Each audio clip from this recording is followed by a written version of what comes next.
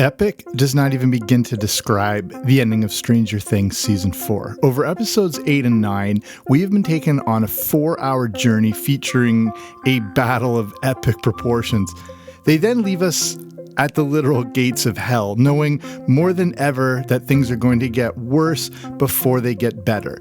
In this final recap of Stranger Things Season 4, we will break down episodes 8 and 9, look at all the themes, references, observations, and then wrap up the entire 4th season. So strap in, we've got a lot to cover.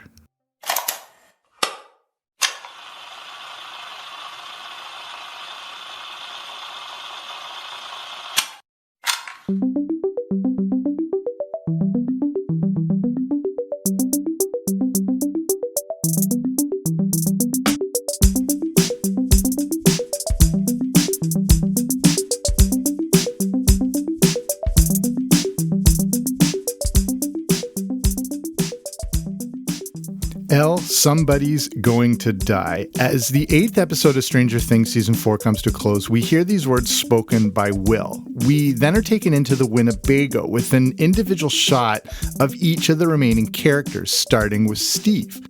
Is this a singular proclamation, or will there be multiple casualties as Season 4 of Stranger Things comes to a close?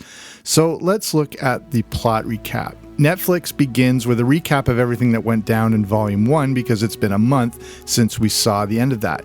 We catch up with Eleven, who has learned the truth about Henry. She feels as if all these experiments done with her in the lab were only to track him down. The Papa explains that the intention was to track the Soviets, but Eleven knows he can't be trusted. But ultimately, she did open the gate to the Upside Down, and Henry, Vecna, has only been growing with power the whole time. The rest of the gang knows he preys on people with traumatic pasts, and that there will be a 4th victim. Max explains that the grandfather clock chimes 4 times, and with 3 murders so far, that 4th chime will signal the end of the world.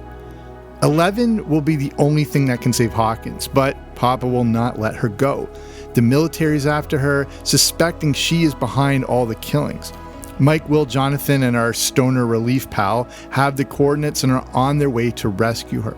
Back in Russia, Murray, Joyce, and Hopper have escaped from the Soviet prison with some hostages in tow. They need to get back to the States, but there's no transportation. Yuri has a helicopter, which he has never flown, and it seems like they're pretty screwed. A call is placed to Dr. Owens, but will anything be able to happen in time to get them back home?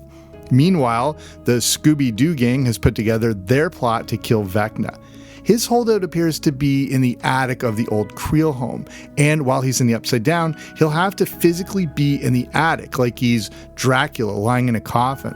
This is where they can take him out. Max will be the bait, knowing she's got the Kate Bush song to pull her out of any harrowing situation. When in doubt, just run toward the light. The kids in Hawkins steal Winnebago, load up on ammunition, and realize the basketball team is looking to take them out too. Whether they're facing the supernatural or these high school hicks, they have begun to understand this may not end well. Even though Eleven has told her friends are safe, she knows better and has been able to see them in the dark void. Back in California, the military has attacked and taken out the people in the lab.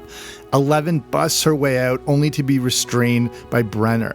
The two of them flee amid all the destruction, and even though Brenner is shot down, Eleven takes out the helicopter and the soldiers. Amidst all this destruction, her powers have returned, and Mike, Jonathan, and Will finally find her. They know she's in danger, as is everyone in Hawkins. So, will they return in time? Is Eleven strong enough to take on Vecna? And what role does the military play in all this? As we look in all the themes and observations of episode 8, I feel that the pandemic filming restrictions are most notable in this episode. This is obviously no fault of their own, but seeing the big, wide open scenes in the field and then in the desert makes it pretty obvious these were the only options to continue production. They seem quite out of place, but this was probably the only option. I'm wondering if everything in the Nina facility and the death of Brenner was intended to originally play out like this. Did they have to adjust on the fly? And what was the original intent for scenes like this? Leaving Brenner dying in the middle of the desert doesn't seem like it was the original plan, but I may be wrong. So Theme-wise, we keep coming back to that theme of what family is. It doesn't always have to be your direct blood family, but can be the family we've created. Papa or Brenner explains to 11 that the two of them are family, and we can clearly see in the three different groups how our family can be created, and it isn't just limited to those we share a last name with. The bond between Mike, 11, and Will is incredibly strong. And as Will explains to Mike in the van, with some deep subtext there, they are going to be connected forever. The people we go through intense experiences with often bond us to them for life. The group in Hawkins has built their own little family, and it's just as real as any siblings or direct relatives. No matter how they are created, a family is in it together for the long haul, and nothing can break that bond. Hopper and 11 are not related, but he is her father. And the bonds we create with the families we are given are so strong that they'll take us across the country or across the world to get back to them. And ultimately, who is the monster? It's the theme that keeps coming up through this entire season. Is the monster something living in us that we have to suppress? 11 has struggled with this the entire season, but now, in her eyes, Brenner or Papa is indeed the monster. Whether or not his motives have good intentions, the monster can still form within us. 11 has been able to suppress the thoughts that she is the monster, but will this hold up? Or will a confrontation with Vecna reveal more than she realizes? There's a definite calm before the storm feeling at the end of episode 8, but that's to be expected. We need a moment to catch our breath and prepare us for what is no doubt an intense finale. Brenner, in his dying last moments, has freed 11 literally and physically from her restraint. He knows there is no stopping her. As of right now, she knows she's not the monster, and the power of love, without sounding cheesy, and family are more powerful than anything the Upside Down could produce. So we move into the final episode, which is essentially a full-length movie, and everyone is preparing for battle, and we are left feeling pretty unsure of who will survive and who will live to fight another day. Everyone is trying to get back to Hawkins, but it looks impossible. The California crew cannot drive there in time, and Joyce, Murray, and Hopper are half a world away in the Soviet Union. They don't know about Vecna and the opening of the fourth gate specifically, or the end of the world, but the other two groups do. Nancy, Steve, and the crew have armored up Rambo style, with Robin wearing a red beret, and have entered into the Upside Down with a 4-stage plan to kill Vecna. Dustin and Eddie will be the decoys to draw away the Hellbats. Erica is on the lookout, Max and Lucas will bait Vecna, and Robin, Steve, and Nancy will take him out. Back in Russia, Joyce and Hopper finally hook up, and they all wait for the broken helicopter to start working. But there's a problem. Jason and the Hick basketball players have tracked down Lucas, believing him to be part of the satanic curse influencing the Hellfire Club. If you want a little more on this fear of satanic culture in Dungeons and Dragons, I did an episode just a few episodes ago all about that if you wanted to look into something that had a big influence on this season. Back on the West Coast, the crew realizes they will not make it back to Hawkins, but maybe there's another way. While seeing a billboard depicting a happy family, 11 remembers how she can use a sensory deprivation bath to go into the minds of other people. She did it with her mother and Billy. Could she do the same thing with Max? The West Coast crew makes their way to another Surfer Boy location, empties out a freezer, and creates their own sensory tank. The Soviet crew has contacted the US and knows things are about to go to hell there. Instead of escaping Russia, they go back to the prison knowing there is a gate there with demogorgons. We are reminded about the hive mind and how one area can have an effect on all parts of the hive. Maybe by taking out the demogorgons there, they can weaken Vecna and give the kids a fighting chance. In the Creel Mansion, Max is warding off Vecna by continuing to play the song of the summer of 2022, Running Up That Hill by Kate Bush. When she turns it off, it's time for phase 2. 11 has now found Max in her subconscious, but Vecna hasn't appeared. Max goes even deeper into her trauma. She admits that she had wished at some point Billy had died more than what she had previously disclosed. The way she's been presenting it is she wished it had been her. But we know he made her life hell, and she's opening up for the first time ever. Her noble admission wasn't as noble as she made it out to be. This is the real trauma in her. But Vecna has emerged, and he's been impersonating Lucas. The whole thing is actually happening in the upside-down Vecna connection. In real life, Lucas sees Max in that trance now. But then that D-bag Jason shows up, threatening to ruin everything. 11 has gone into Max's memory and sees her as a kid skateboarding somewhere in California. They are then transported to one of Max's and 11's happiest memories, the snowball from season 2. Key songs such as Every Breath You Take by The Police and Dream a Little Dream of Me by Ella Fitzgerald and Louis Armstrong play while Max is alone in the ball. Then Vecna finally appears. To help Steve, Nancy, and Robin get a clear run into the Upside Down to the Creel House, we get one of the most epic scenes you will ever see when Eddie shreds on guitar to Master of Puppets by Metallica. This is going to draw the Hellbats away from them, and more on this in the observation part of this episode. Eddie continues to draw them away, but instead of running, he stands his ground. He will no longer be a coward, but a hero, and face these Hellbats head on. Steve, Nancy, and Robin have been attacked by Vecna and are being strangled by his tentacles. At the snowball, 11 has burst through and taken out Henry Vecna, whatever you want to call him at this point. But Vecna blames 11 and not Brenner for creating him. He gets the upper hand and raises Max, ready to kill her. In a flashback, we realize that Vecna created the Mind Flayer. He wasn't just a foot soldier, but had been in control this whole time. What Will was feeling back in season 1 and 2 was really Vecna. 11 is struggling in battle, and the crew in California can do nothing but watch her thrash around in the makeshift tank. To infiltrate her mind, Mike uses his feelings instead of music to reach 11.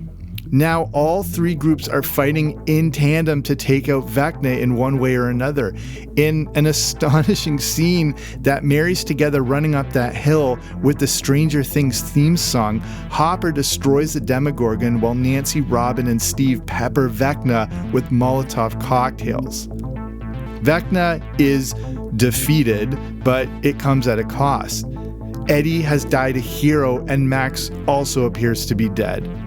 But 11 has used some deep power to prevent this, but she's still in terrible shape and was dead for over a minute. Now she's in a coma with a hint of what might be one of the plot lines in season 5, but more on that in the observations. But since Max was technically killed, it was the fourth death and chime of the clock. So it opened up the gates of hell, or the Upside Down, right into Hawkins.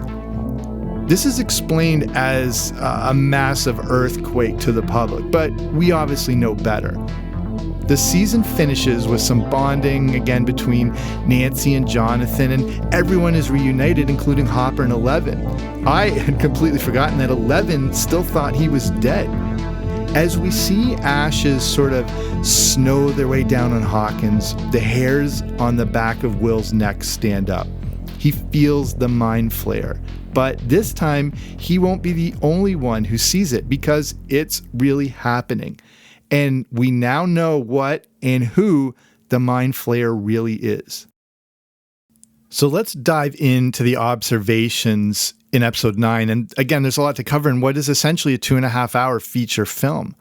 The first thing to look at is the ending. We are left, of course, on a very ominous note, but that's to be expected in the penultimate season. Everything has to go to literal hell if we're going to come back from it.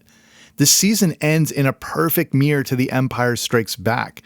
Empire is a movie that also ends on a real note of unsurety, and this was always the intent.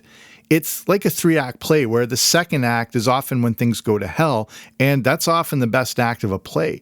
We know now that Stranger Things will end after season 5, so season 4 is like their second act. It's The Empire Strikes Back. It's like Infinity War. We even get a similar image to the crew in Hawkins staring at the smoldering ashes in Hawkins, completely unsure of things the same way Luke and Leia are at the end of The Empire Strikes Back. Even look at the shots of these. Even the positioning of the characters is pretty identical as that movie and this season comes to an end. let's look at some significant use of music, which of course has always been a key element of Stranger Things. When that Master of Puppets scene hit, I freaked out. At first, I didn't catch it. I thought Eddie was playing Crazy Train by Ozzy Osbourne. When I realized it was Metallica, I had my sound system cranked so high, it didn't blow out, but I think it bottomed out and completely distorted my speakers, where I had to just sort of restart them up again. It's like the Neverending Story scene in season 3, and this scene came out of nowhere, and the word epic doesn't properly describe it, and I had goosebumps still thinking about this scene. I saw Metallica live years ago in a relatively small venue of around 10,000 people, and it was a tour where they had their stage, basically a giant square in the middle of the stadium, and it slowly rotated so everyone could get like a full vantage point. And we were maybe 20 rows away, but at stage level. And the power of this band is just indescribable, not just like from a volume perspective, but the power of this band and the music and hearing this live and how flawless it is and the legacy of these guys. It was, I'll never forget it, but I digress. And what's interesting, besides featuring the original recording, the son of the Metallica bass player contributed additional guitar tracks played by Eddie. So it had this sort of raw live performance feel, but then mixed in with the actual recording, which is just incredible. Also, some interesting lyrical connections in Master Puppets, which seem to reference Vecna himself and how he's been controlling everyone like puppets. So one line of the song goes, "Master Puppets, I'm pulling your strings, twisting your mind and smashing your dreams. Blinded by me, you can't see a thing. Just call my name because I'll hear you scream." So Vecna was literally pulling their strings when he would raise his victims off the ground like they were a marionette. Then I like the callback during Eddie's death to the song "When It's Cold, I'd Like to Die" by Moby, which was also used with Will all the way back in season 1. And again, I legit goosebumps during that mixing of Kate Bush and the Stranger Things theme. Just an astonishing use of past and present music to make something even more compelling. It's like you add these things together to get something greater than the sum of their parts. And there's something kind of beautiful about taking a song from the 80s and combining it with a modern piece that is also based in the 80s.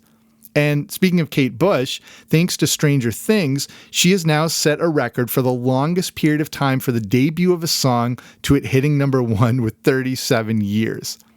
Speaking of music as well, did this connection with songs in Vecna call back all the way to season 1 and we didn't realize it? In that season, a key song was "Should I Stay or Should I Go" by The Clash.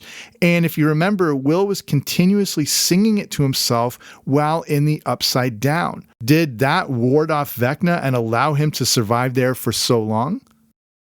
Here are a few more of my random observations. To me, I think the ending was a touch too long. I think they could have cut 10 to 15 minutes out of this and had an even tighter movie, but we've been waiting 3 years for this thing, so I was not complaining at all. I can't believe Steve is still alive based on all the theories and presumptions about this. I really thought he was done. I thought he was a goner. He didn't even have a scratch on him at the end. And I think they took a little of the easy way out by not taking out a major character, instead killing a new character in Eddie, and then killing Max only to have her survive. I really think a major character had to be taken out this season, just to leave it even more on an ominous note. This isn't a cartoon show. This is essentially a horror movie, and I think that's always a important part of the horror movie trope. So, I mean, they did, but in a roundabout way. Also, the Russian subplot didn't seem absolutely necessary. They still needed something for Hopper, Joyce, and Murray, but whether that was to limit cast members together due to pandemic restrictions or not, I don't know if there was an ideal solution in that situation. Speaking of Russia, I was pretty upset there was no connection to the Upside Down and the Chernobyl nuclear disaster. It was right there with the Soviet connection, and they said it at the exact same time. Maybe this will be explored or explained in season 5 to explain what was happening in Russia, the way that Hawkins said the gates opening was just an earthquake. So maybe that will be the Soviet response to the same reaction that's happening there. We'll see. Also, to me, Sadie Sink as Max is the clear MVP of this season, and she seems to be the driving force carrying the show forward. Millie Bobby Brown is still outstanding, and I thought Gaten Matarazzo as Dustin was at his best too. Let's look at some of the 1980s references in this last episode. And the references now are not as overt as they had been in past episodes and seasons. I feel a lot of the callbacks and references and all the other things were there to capitalize on the nostalgia and hook people in. Not that that's a bad thing at all, as that's what the major draw to the show originally was. Now, Stranger Things is its own entity, and they don't need nostalgia in there for nostalgia's sake, but we still get some great ones, including Joyce's Hulk Hogan shirt right during the peak of Hulkamania. We see the return of the Max's Michael Myers mask from season 2. Vicky, of course, an obvious dead ringer for Molly Ringwald. There's references to Starsky and Hutch. Murray with the classic Star Wars line, "I've got a bad feeling about this." At the end, Lucas is reading to Max Stephen King's The Talisman while she's in the hospital. The Talisman is a story about a kid who goes across the country looking for the talisman, hoping to save his mother. Is this hinting at what Lucas's role will be for the next season? Will he be the one looking for a way to save Max, and he's going to go to the ends of the earth to do so? Speaking of Stephen King, the horror master tweeted out he was so on edge by the end of episode 8, he wasn't sure if he could handle the last episode. This is from Stephen King. I thought that was hilarious. So speaking of the movies as well, there are some key films as we talk about the 80s that are a big influence on this season, even this last few episodes. Obvious, A Nightmare on Elm Street, which I covered in the previous reviews, Rambo, Red Dawn. I see a lot of It, a bit of Ghostbusters, Aliens, of course, even a bit of A-Team kind of all mixed together. But at this point, when it comes to the nostalgia factor, the show doesn't have to resort to sticking in a He-Man figure in every other scene because it now stands on its own. And I think the focus is on driving the story forward. And I really think this show, especially this entire season 4, can stand alongside some of those classic things we love from the 80s, like A Nightmare on Elm Street or Goonies or Evil Dead or similar offerings. Stranger Things has cemented its own pop culture iconicness, and kids will probably discover it decades from now. I could see the characters, the imagery, and the situations being referenced in content 30 years from now in the same way Stranger Things references things from the past. It's become a cultural touching point on its own, and as I said, I think it deserves its place along some of our favorite 80s classics. And as we look at the themes in this last episode, point, I think we've, into the standard love always wins territory, but love hasn't completely won yet. It was love that set Eleven free in her training, and it was the love of Mike that helped pull her back to reality. But at this point, is that love strong enough to fully save Max? One core theme throughout this season, of course, is about the monster and the hero. Do we all have this monster in us, and can it be overcome? Max definitely does. The monster in her is her true feelings towards Billy. She put on that noble front saying she wished she could have taken his place as reflected in running up that hill, but this is only to suppress how she was really feeling. If Vecna represents our greatest fears, did she let the monster win? Are we not the heroes we think we are? On the flip side of that is Eddie. He is perceived as a monster by the whole town, when in fact he is a genuine hero. Sacrifices himself for a town that hated him, and no one got to see this sacrifice. But the true hero doesn't perform their acts for the glory, they do them because it's right and just. I feel how this theme keeps coming back and has been a part of the show since season 1 in the lyrics for the song We Could Be Heroes Just for One Day. For too long, Eddie had run away from things instead of taking them head on. Now, when given the opportunity, he turns around to face the Hellbats. Like Vecna, those Hellbats can represent our fears. They continually come at us and they are relentless, but our fears don't have to control us. They don't need to be our master. Eddie didn't have to come crawling fast. He didn't have to obey his master. He had the power to crush the monster within him and let that superhero come out, even if it's just for one day. Max, of course, is dealing with the opposite of this, and many of the characters have been in conflict with themselves throughout season 4. Eleven has obviously struggled with this hero monster issue. Lucas has struggled with the type of life he thought he wanted.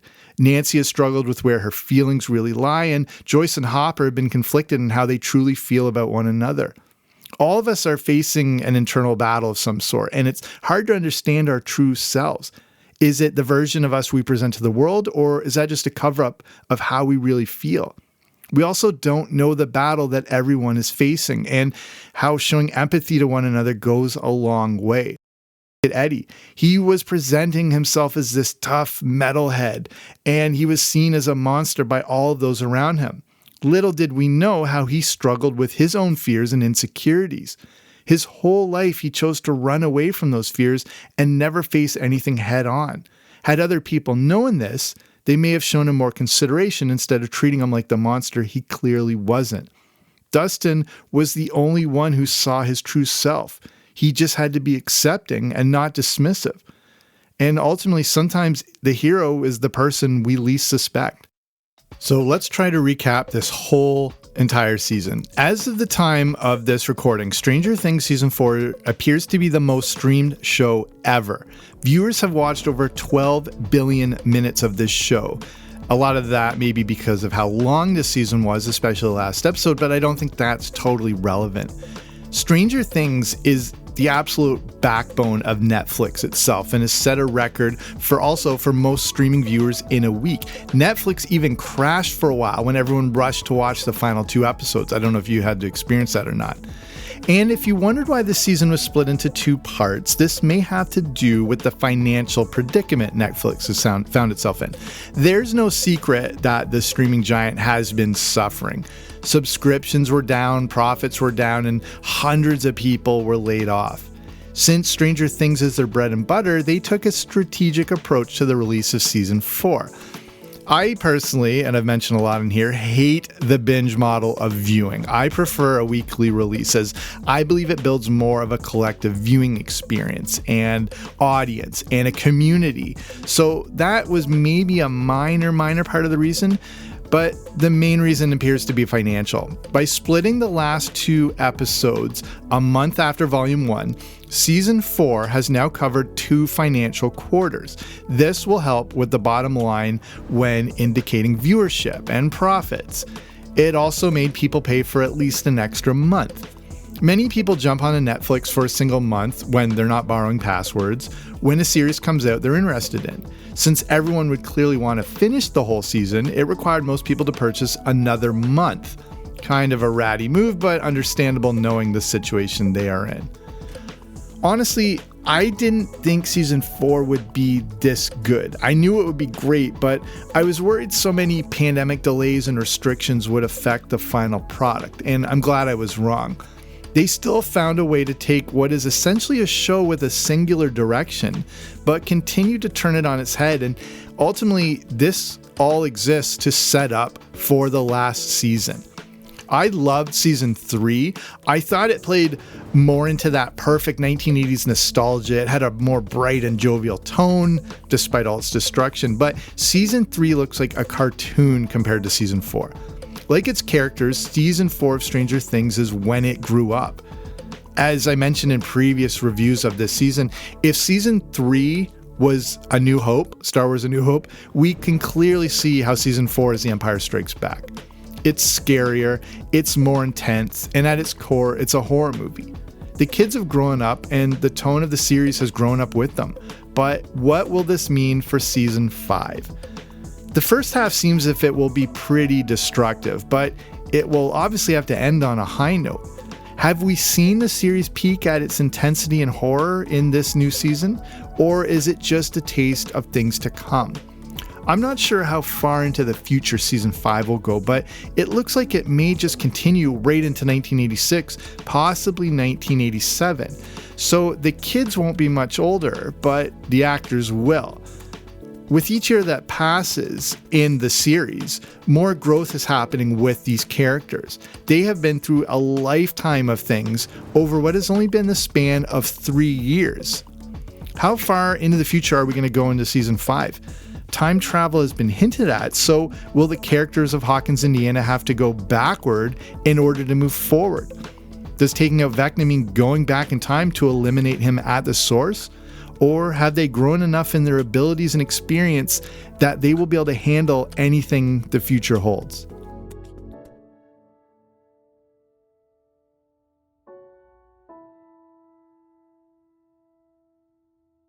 So we'll finish it up here. What did you think of season 4? Do you think it lived up to the hype? I think it definitely did, and I think it was absolutely worth the wait. So as we finish here, I want to give a shout out to the patron of the week. That's from over at patreon.com, which is a way to support the show. And this week it's Anthony G. So normally we do like a bio profile on some of the patron of the week's favorite things, but we got a different situation here because Anthony is actually an author and he's got a book coming out that takes place in the 80s, draws, heavily on all the pop culture of the decade for inspiration. It's called Tommy and the Order of Cosmic Champions. It's going to come out in the fall, and I can't wait to check this whole thing out, and maybe we can cover it some more when it comes out. You can already pre-order hardcover copies of it at like Amazon, Target, Walmart, Books A Million, Barnes & Noble. There's a website already called orderofcosmicchampions.com. If you're listening to this on whatever app in the show notes, I'll put a link to take you right there. And it's interesting because a little of the inspiration of this thing comes from, this might be a deep callback and something I'd completely forgotten about, but you may remember there was this Create a Character contest held by Mattel in 1985 for the Masters of the Universe toy line. And there's a whole crazy deep story about the real life winner of this whole thing. And this is going to influence quite a bit of this book. So again, check it out, orderofcosmicchampions.com. You can look if you do a Google search, but again, I'll include a link to that. So that's Anthony. So thank you for being here on Patreon. And if you're in a position to do so, you can consider supporting this show. And there's, for as little as a few bucks a month, you get different rewards and different audio rewards. I've got the Everything 80s Movie Review podcast over there. If you want to learn more, if you're interested, you can just go to patreon.com/80. So that's patreon.com/80s. Okay, that's it for me. Thank you for listening. I'll be back soon with a new episode. Don't you dare miss it.